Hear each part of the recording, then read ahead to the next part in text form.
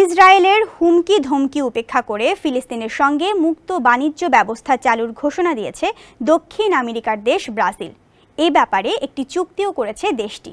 চুক্তি সইয়ের পর এক সাক্ষাৎকারে ব্রাজিলের প্রশংসা করেছেন ফিলিস্তিনি কর্তৃপক্ষের প্রতিনিধি ইব্রাহিম আল জেবেন। শুধু তাই নয়, ব্রাজিলের অবস্থানের প্রশংসা করেছেন তুর্কি প্রেসিডেন্ট রিসেপ তাইয়েপ এরদোগানও। বিস্তারিত আবদাল হোসাইনের প্রতিবেদনে।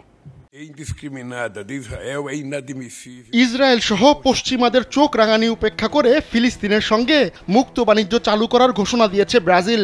ইতোমধ্যে ফিলিস্তিনের পশ্চিম তীরে ক্ষমতাসীন সরকার বা ফিলিস্তিনি কর্তৃপক্ষের সঙ্গে এ সংক্রান্ত একটি চুক্তিও হয়েছে। এই তথ্য নিশ্চিত করেছে ব্রাজিলের পররাষ্ট্র মন্ত্রণালয়। এ খবর জানিয়েছে বার্তা সংস্থা রয়টার্স। স্যান্ডেলিনা সো, রূপচর্চায় আভিজাত্য। গত সোমবার দক্ষিণ আমেরিকাভুক্ত দেশগুলোর নিজেদের আঞ্চলিক অর্থনৈতিক ফোরাম মার্কোসুর ট্রেড ব্লকের সম্মেলন শুরু হয়। ব্রাজিলের পররাষ্ট্র মন্ত্রণালয়ের কর্মকর্তারা জানিয়েছেন, প্যারাগুয়ের অসনসিয়ন শহরে চলমান এই সম্মেলনে উপস্থিত ছিলেন ফিলিস্তিনি কর্তৃপক্ষের প্রতিনিধি ইব্রাহিম আল জেবেন। সম্মেলনের অবসরে ইব্রাহিম আল জেবেনের সঙ্গে এই চুক্তি স্বাক্ষর করেন ব্রাজিলের প্রেসিডেন্ট লুলা দা সিলভা।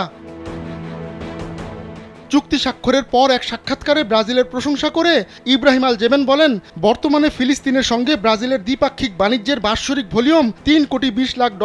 স্বাক্ষরিত চুক্তির বাস্তবায়ন শুরু হলে এই ভলিউম আরও বাড়বে। ফিলিস্তিনে শান্তি স্থাপনের জন্য এ চুক্তি খুব কার্যকর হবে।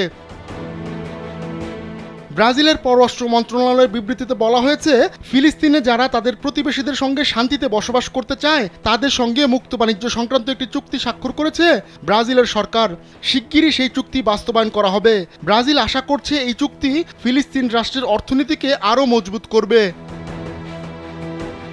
ব্রাজিল ফিলিস্তিনকে রাষ্ট্র হিসেবে স্বীকৃতি দিয়েছে 2010 সালে। ফিলিস্তিনের শান্তিপূর্ণ স্বাধীনতা আন্দোলনের প্রতি সবসময়ই দেশটি সহানুভূতিশীল। ব্রাজিল শুরু থেকে গাজায় ইসরায়েলের নির্বিচার হামলার বিরোধিতা করে আসছে। গাজায় ইসরায়েলের সামরিক অভিযানের বিরুদ্ধে ব্রাজিলের প্রেসিডেন্ট লুলা বরাবরই উচ্চকণ্ঠ। গাজা ইস্যুতে ব্রাজিলের অবস্থানের প্রশংসা করেছেন তুর্কি প্রেসিডেন্ট রেচেপ তাইয়েপ এরদোয়ানও। এদিকে গাজা উপত্যকায় যুদ্ধবিরতি নিয়ে কোনো চুক্তি না হলেও অঞ্চলটিতে ইসরায়েলি অভিযানের সুযোগ থাকতে হবে, এমনটাই দাবি করেছেন ইসরায়েলের প্রধানমন্ত্রী বেনিয়ামিন নেতানিয়াহু। 9 মাসের যুদ্ধ অবসানে মার্কিন সমর্থিত একটি যুদ্ধবিরতি পরিকল্পনা নিয়ে আলোচনা শুরুর প্রাক্কালে এমন দাবি করেন তিনি। রয়টার্সের প্রতিবেদনে বলা হয়েছে, মার্কিন প্রেসিডেন্ট জো বাইডেন গত মে মাসে পরিকল্পনাটি উপস্থাপন করেন।